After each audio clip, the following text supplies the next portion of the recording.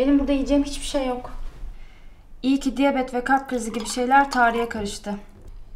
Seni ilgilendirmeyen şeyleri dert etme bence. Sen de mi orada ölmek istiyorsun? Zehir hala o bölgede. Dünya artık insani zaafları kaldırabilecek bir yer değil. Shakespeare hatırla. Vicdan ve merhamet gibi şeylerin insan uydurması olduğunu söylemişti. Emin ol şu anda senden daha mutlu. O adamın hayatı benim de umurumda değil.